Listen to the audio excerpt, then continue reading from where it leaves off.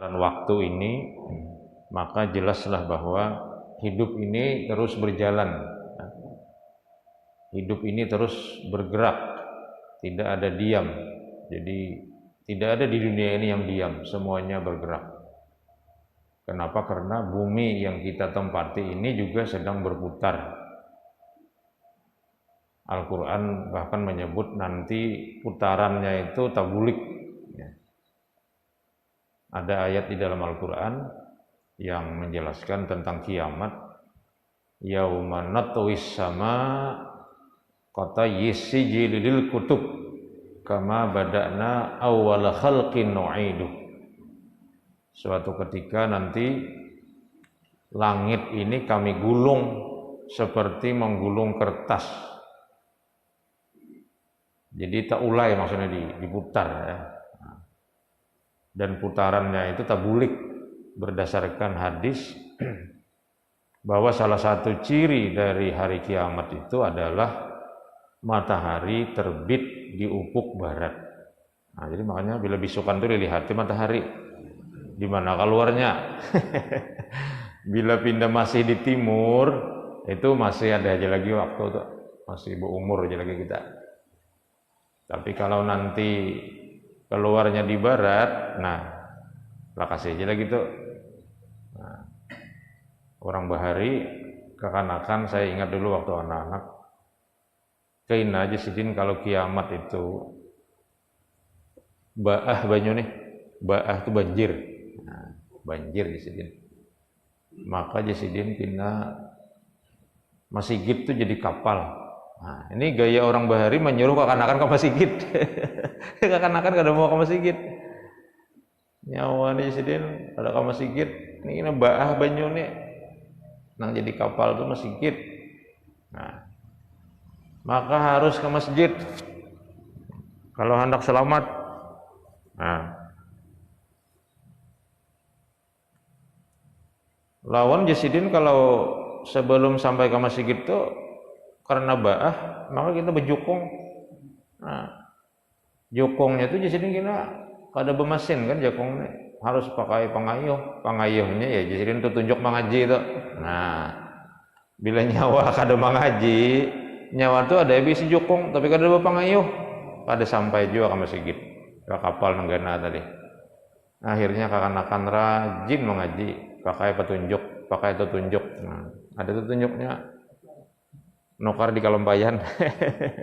Tulisannya Rabbi syrah li sadri wa yassir li amri wahlul 'uqdatam min lisani yafqahu qawli. Bagus juga Pak itu. Nah, tunjuk.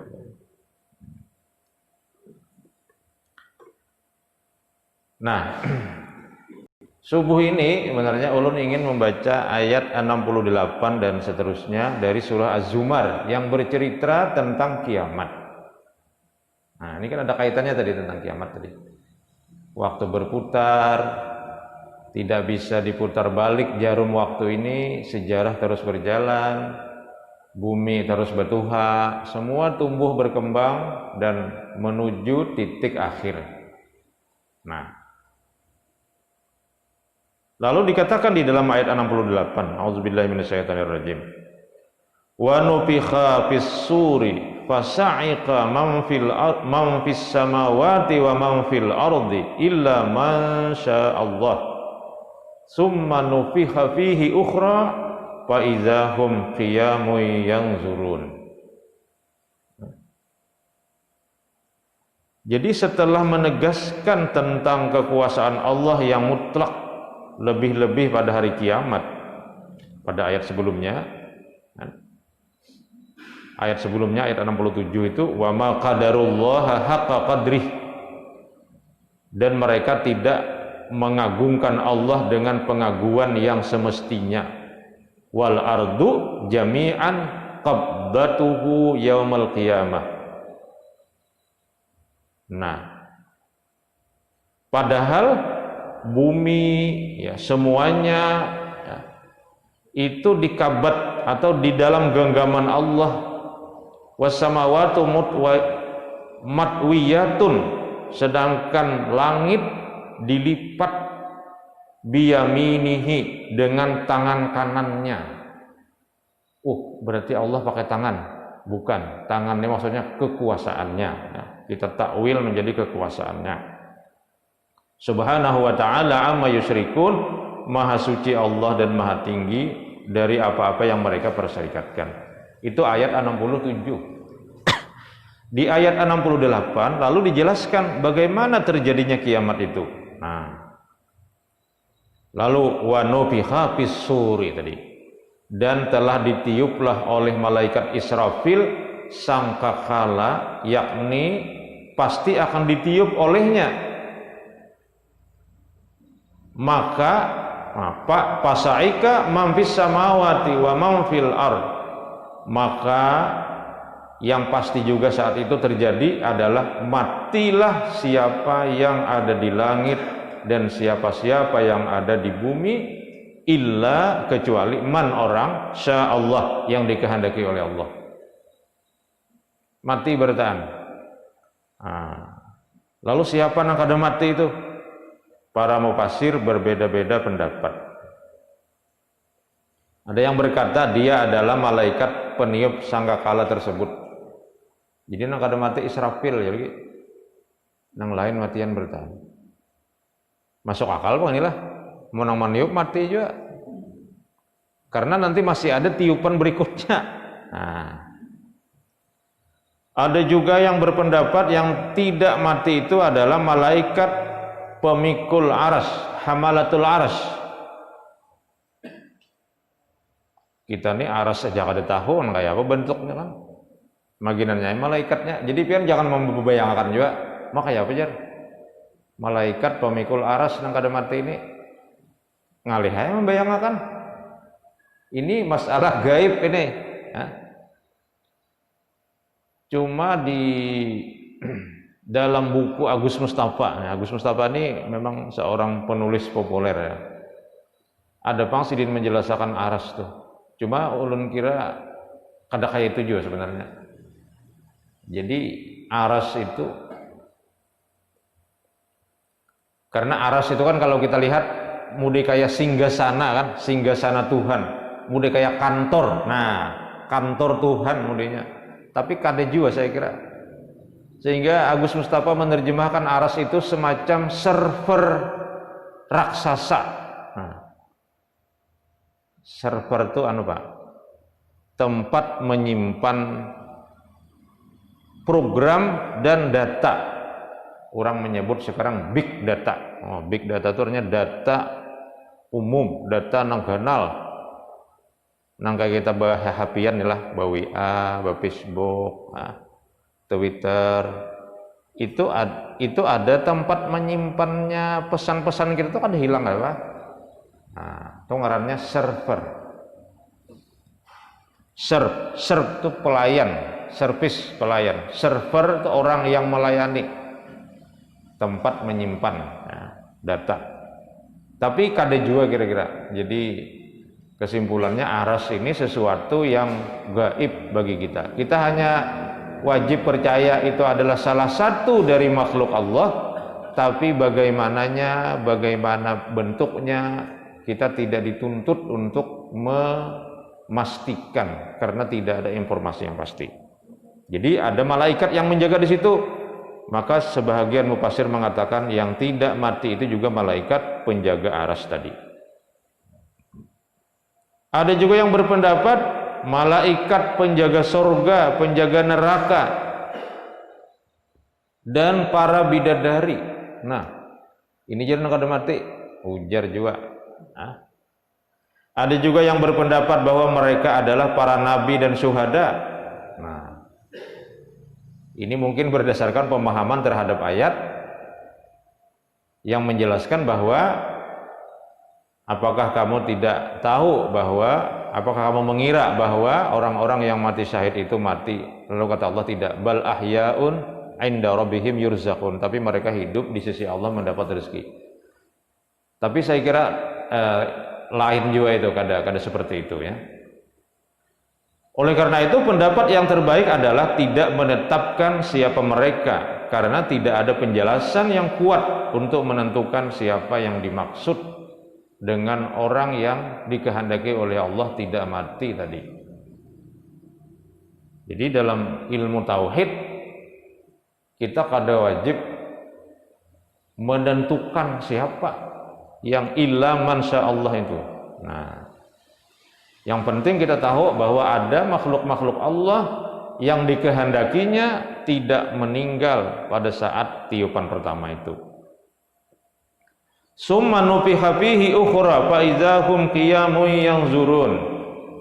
Nah, kemudian setelah sekian lama ditiup sangkakala pertama, sekali lagi, yakni untuk kedua kalinya ditiuplah sangkakala itu, maka tiba-tiba dan dengan serta-merta mereka semua yang tadinya telah mati pada peniupan pertama kini berdiri menunggu putusannya masing-masing. Nah, jadi tiupannya itu dua kali. Sekali tiupan mati, dua kali tiupan hidup. Maka hiduplah semuanya. Nah. Jadi nang mati-mati, nang mulai bahari-bahari hidupan bertahan. Tahu lah hidupan. Hidupan nih biasa kami bahari lain lagi. Hidupan.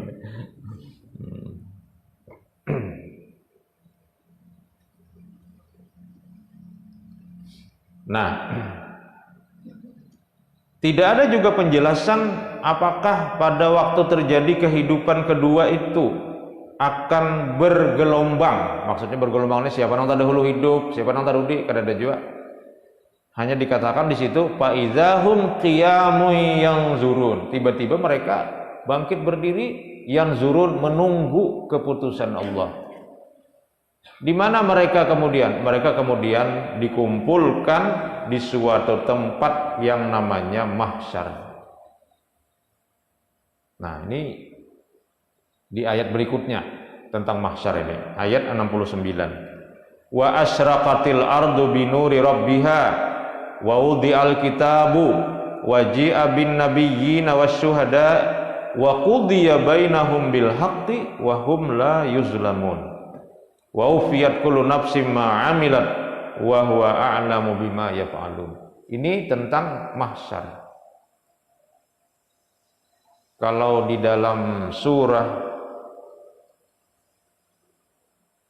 Al-Waqi'ah itu dikatakan la majmu'una ila miqati yaumin ma'lum. Manusia itu majmu'un, dikumpulkan ila miqat, ke suatu tempat. Miqat di sini miqat makani, ke suatu tempat. Yaumin ma'lum, pada hari yang ditentukan. Jadi ada tempat, ada waktu yang ditentukan oleh Allah. Di mana, kapan, tidak ada yang tahu. Jadi kiamat ini termasuk misteri. 14 abad yang lalu ketika Al-Quran diturunkan, beberapa ayat menyebutkan bahwa bisa jadi kiamat itu dekat. Tunggu kiamat ini kan 1442 kalau nih, belum kiamat lagi. Kenapa Al-Quran menyebut dekat? Kan yas'alunaka 'anis sa'ati ayyana mursaha fima anta min zikraha ila rabbika muntahaha innama anta munziru may yakhshaha ka'annahum yauma yarawnaha lam yalbasu illa 'ashiyatan aw duhaha. Di ayat terakhir surah An-Nazi'at. Bisa jadi jar Tuhan mun pian bisukan kamarian kena kiamatnya, kalau pian kamarian bisukan besok. Nah, ka'annahum yauma yarawnaha lam yalbasu illa asyiyatan aw duhaha. Asyiyah sore, duha bisukan. Ini kita nih bisukan nih. Bisa jadi kamarian kena kiamat. Sampai kamarian belum kiamat juga. Bisa jadi esok bisukan.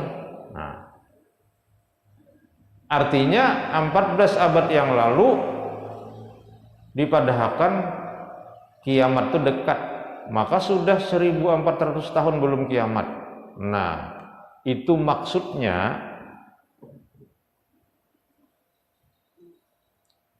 dibanding ya dengan umur dunia nih maka bisa jadi waktu 1000 tahun itu dekat. Jadi berarti dunia ini sudah lawas hidupnya. Kan anggaran Nabi Adam misalnya, sebelum Nabi Adam itu dunia ini sudah ada. Nabi Adam itu apabila, nah kada kami hitung kita berapa buting nolnya tuh anunya tuh sebelumnya tuh kita mungkin menghitungnya hanya ada misalnya Masehi. Masehi itu kan sejak zaman Nabi Isa. Sebelum Masehi itu sudah lawas dunia nih. Ada pang nang bubuhan nang mangira-ngira ahli kira nih kan. Ya, ahli kira ini kita nang bubuhan nang para ilmuwan nih. Mau ukur-ukur umur dunia ini berapa? Ada yang memadahkan udah 9 miliar tahun. 9 miliar tahun umurnya dunia nih. Mungkin ya bujur juga. Kada usah jauh-jauh kita. Kalimantan Selatan nih. Dahulu laut. Nang kada laut tuh ya di Tabalong. Makanya ngarannya Tanjung. Nah. Cuma kan tunggal di kita ditimbuk. Akhirnya jadi daratan. Bahari di sini nih kada ada di sini kada ada tanah timbul kada bahari di sini nih. Cuma tunggal terakan diambil di gunung-gunung di papas bawa ke sini, gunung bawa ke sini. Ini di higa nih bahari kada besamin nih hanya nih besamin nih. Bahari kada kada parkir di higa nih. Nah. Jadi artinya lawas sudah nih dunia nih. Jadi kalau dikatakan Tuhan dekat kiamat itu, maksudnya dekat itu kenapa 1400 belum kiamat juga?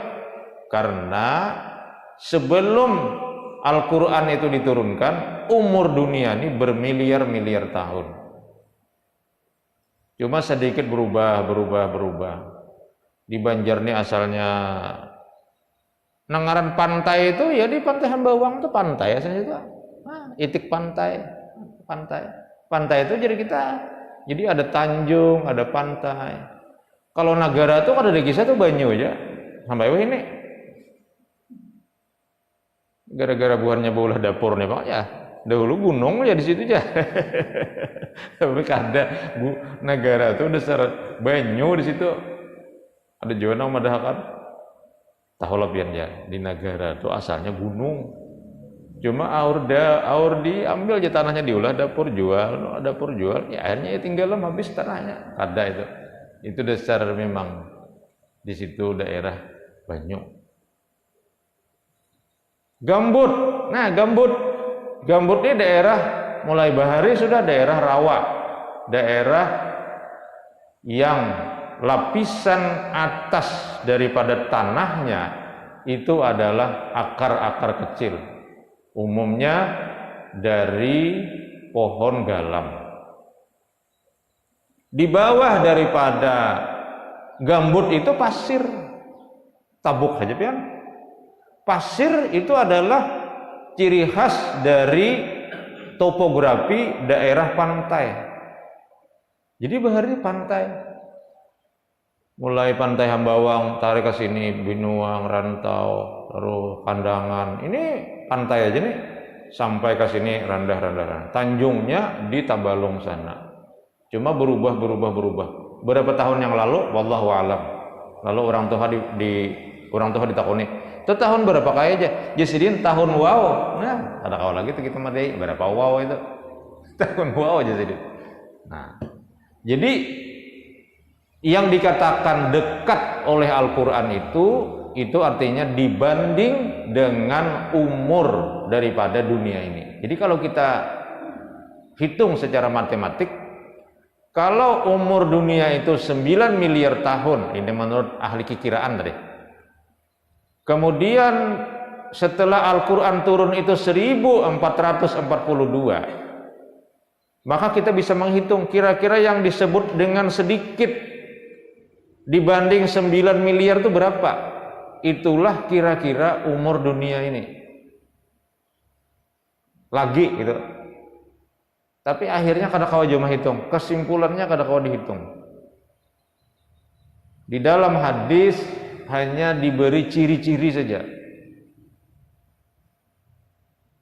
Ada cirinya itu ya kina Nabi Isa turun, kemudian ada Dajjal, lalu Dajjal itu mau menyesatkan manusia, lalu Dajjal itu kemudian dihukum mati oleh Nabi Isa. Tapi Dajjal itu sendiri kita juga tidak tahu hakikatnya. Apakah Dajjal itu dalam arti fisik atau dalam arti simbolik saja? Fisik itu jadi kita ada manusianya, awaknya ganal jar, mata satu, dilihat aja kan di pasar-pasar itu adakah? Kada pala. Nah, sehingga ada yang berpendapat Dajjal ini adalah simbolik. Simbolik itu jadi kita suatu kata yang menunjukkan suatu sifat tertentu. Kemudian ada yang menerjemahkan Dajjal itu adalah peradaban sekuler yang menyesatkan. Peradaban sekuler yang menyesatkan. Sekuler itu artinya orang yang memandang hidup ini hanya satu sisi saja, dengan satu mata saja, yaitu hidup ini adalah yang sekarang dinikmati dengan senikmat-nikmatnya, urusan akhirat kadada. Itu namanya sekuler. Agama itu tidak dimainkan dalam membimbing umat ini. Kalaupun ada, agama itu pada wilayah privat, wilayah pribadi. Nah, kalau itu dikatakan Dajjal, ada aja bang, udah sedikit. Tapi saya kira masih kalah dengan peradaban yang non sekuler. Artinya saya kira mungkin hampir seluruh umat manusia memahami bahwa hidup ini tidak berakhir dengan kematian. Kalau bermata satu ini memahami hidup ini nih bang. Jadi maksudnya kalau sudah meninggal selesai. Dan itu dulu pernah ajaran seperti itu menjadi ideologi orang-orang barat, orang Eropa. Barat itu Eropa barat ya, yang negaranya kecil-kecil itu. Kenapa mereka seperti itu? Karena mereka tidak percaya dengan agama. Yang salah satu doktrin agama itu adalah hari kebangkitan dan hari pembalasan surga neraka. Mereka kecewa dengan ajaran agama karena agama yang mereka pahami, yang mereka ikuti tidak menghargai penemuan-penemuan ilmu pengetahuan. Jadi terjadi bentrokan antara agama dan ilmu. Mereka lebih cenderung kepada ilmu, lalu agama mereka tinggalkan. Kalau begitu kata mereka, agama ini racun, agama ini sumber kemunduran. Nah, tapi kemudian sampailah Islam kepada mereka. Ternyata Islam menghargai ilmu pengetahuan. Teori-teori yang ditemukan oleh ilmu pengetahuan tidak bertentangan dengan Al-Quran. Maka kemudian sekarang Islam menjadi salah satu pilihan, preferensi mereka untuk menganut agama. Maka Islam sekarang menyebar ke Eropa. Islam itu agama damai, meskipun yang jadi teroris juga umat Islam, tapi sebenarnya agama Islam itu agama damai. Islam itu agama yang penuh dengan kasih sayang. Ya, walaupun juga yang bahasa syarik, bemamai itu orang Islam juga, tapi tidak seperti itu Islam itu. Islam itu agama damai. Itu halangan-halangan atau problem-problem internal umat Islam yang harus juga kita selesaikan. Wajah Islam itu ditampilkan dengan sangat kasar. Padahal Islam Nabi itu, Islam sahabat itu adalah Islam yang damai. Nah, Nah, jadi munculnya Dajjal, turunnya Nabi Isa itu ada yang mengatakan fisik, ada yang mengatakan simbolik. Kalau simbolik seperti tadi, bermata satu artinya melihat kehidupan ini sebagai kehidupan dunia saja. Dalam bahasa ilmiahnya namanya sekuler. Sekuler itu dari kata se, melihat, koler itu kulum. Kulum itu artinya dunia. Orang yang melihat dunia saja tanpa melihat persoalan-persoalan metafisika di akhirat, tidak percaya dengan pahala, dosa, surga, neraka, malaikat itu ada, karena itu semuanya metafisika. Jadi orang-orang sekuler ini umumnya dia berpikir materialistik, melihat sesuatu itu dan menilai sesuatu itu tergantung materinya, bendanya. Yang tidak ada ya tidak ada. Tapi peradaban sekuler ini ternyata juga menjadikan masyarakat itu menjadi galau. Kan kalau teori Al-Quran kan ala bizikrillahi tatmainnul qulub. Dengan mengingat Allah hati tenang.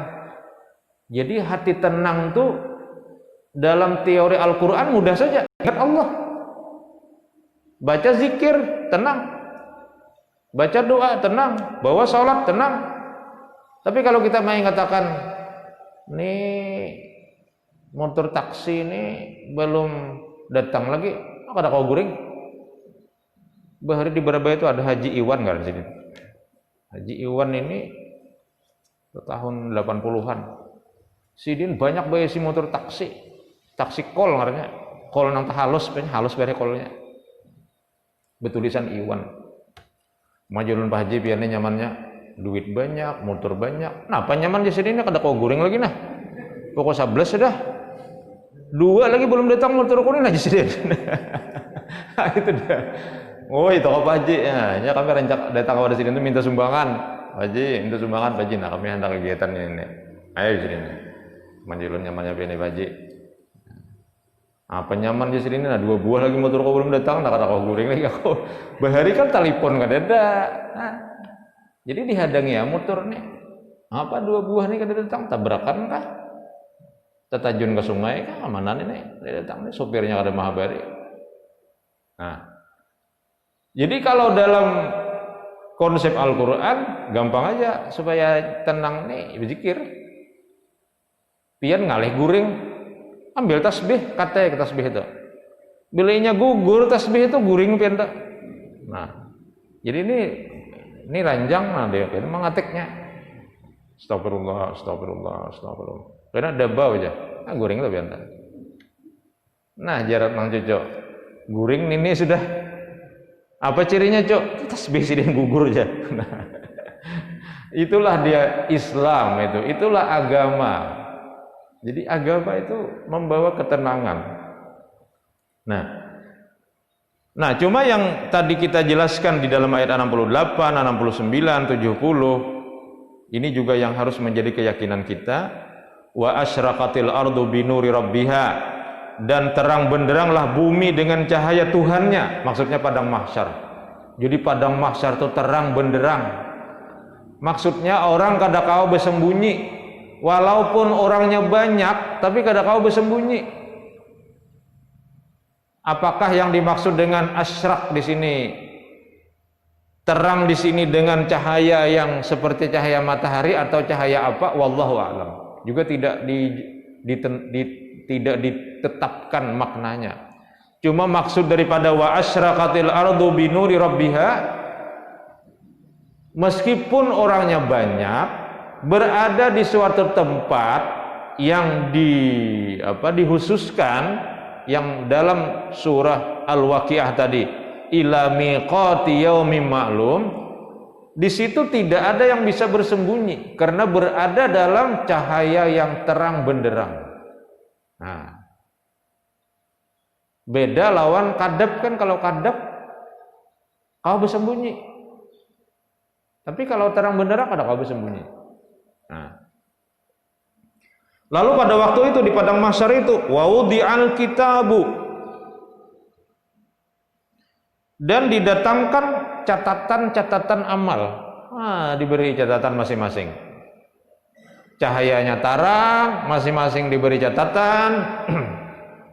Waji'a bin nabiyyin wasyuhada'i, didatangkanlah para nabi dan para saksi. Nah, ini. Jadi umatnya Nabi Musa, datang Musa. Ini Musa sini. Ini Isa, ini Nuh, ini Nabi Muhammad. Jadi bayangannya model kayak apel beregu tuh nah. Makanya ada juga yang berpendapat apakah ini betul-betul hakikatnya seperti ini ataukah ini simbolik juga, wallahu alam. Cuma artinya kita diberi bayangan dengan bayangan yang kita temukan di dunia. Waji'a bin nabiyyin wasyuhada, didatangkan nabi-nabi dan saksi-saksi. Jadi ada orang-orang yang perlu saksi. Saksi ini kan yang diperlukan. Kalau kada diperlukan kada. Nah. Wa qudiya bainahum bil haqqi wa hum la yuzlamun. Disitulah masing-masing orang diberi keputusan dengan hak dan tidak ada yang dizalimi.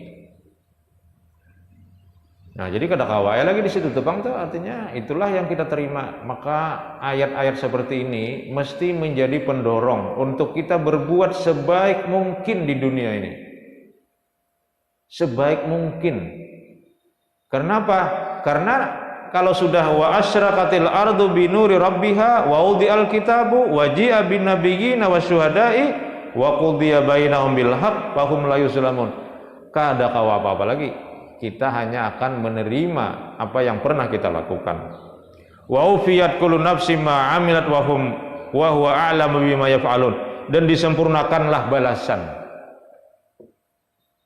Disempurnakan itu maksudnya kada kurang, nang ada bahkan sempurna.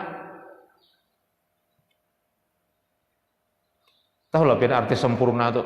Sempurna itu jadi kita baik benar. Wah, mantap benar aja nasi bungkusnya aja. Oh, nasi bungkus. Kita sampai nasi bungkus nah. Mantap benar ketupatnya aja. Wah, mantap benar itu sempurna. Ini maksudnya sesuai dengan janji Allah, kalau kebaikan itu dibalas berganda-ganda. Tapi kalau kejahatan dibalas satu. Kalau sholat berjamaah dibalas 27. Itu namanya wa'ufiyat, disempurnakan. Bukan hanya satu, tapi dihitung berapa langkahnya dari rumah ke masjid, dihitung, disempurnakan. Nah, jadi sempurna ini maknanya itu melebihi daripada sesuatu yang pas-pas saja. Nah, itu sempurna nih. Ibarat kita berjual barang yang bertimbang tuh, sempurna ini kita lebihi sedikit tuh sempurnanya. Nah, berjual gula malah bok sudah namanya nih, tambahin sedikit pulang, sesindok pulang, itu namanya sempurna. Tapi kalau pas bisa kurang pian pas nih. Pian berjual beres digebuk anunya itu nah, litarannya itu kurang. Nah, makanya orang berjual beres ini berjual beres ya. Kada berhitung orang berjual beres nih. Betakar. Mun berhitung kayak berhitung beres. Nah, cuma ya itulah biasanya kan sesapunya ini kalau ini menukar itu buluh.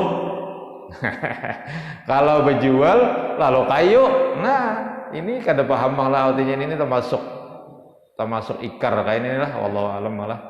Karena kalau hanya buluh tuh nang di atasnya tuh rabahannya. Kalau inya kayu ya, nang di atasnya tuh tadedar. Nah, apa artinya tadedarnya lah? Dedar gulung tahulah tadedar. Nah, tapi yang kita maksudkan di sini wa ufiyat kullu nafsim ma 'amilat wa huwa a'lamu bima yaf'alun. Disempurnakanlah bagi tiap-tiap jiwa apa yang telah dikerjakannya di dunia, dan Allah lebih mengetahui apa yang mereka kerjakan. Maksudnya keikhlasannya, niatnya, motivasinya, Allah tahu. Ini orang yang motivasinya ikhlas, disempurnakan. Ini orang yang motivasinya tidak ikhlas, mungkin seadanya. Tapi pada prinsipnya semua yang dikerjakan akan disempurnakan. Nah, kira-kira itu yang dapat ulun jelaskan terkait dengan ayat 68, 69, 70 terkait dengan kiamat dan padang mahsyar, yang tentu bagi kita orang beriman ini menjadi motivator, menjadi pendorong untuk kita beramal atau bekerja dengan kerja yang terbaik di dunia ini. Demikian, hadanallahu wa iyyakum ajma'in. Subhanaka rabbana wa bihamdika asyhadu an la ilaha illa anta astaghfiruka wa atubu ilaik. Assalamualaikum warahmatullahi wabarakatuh.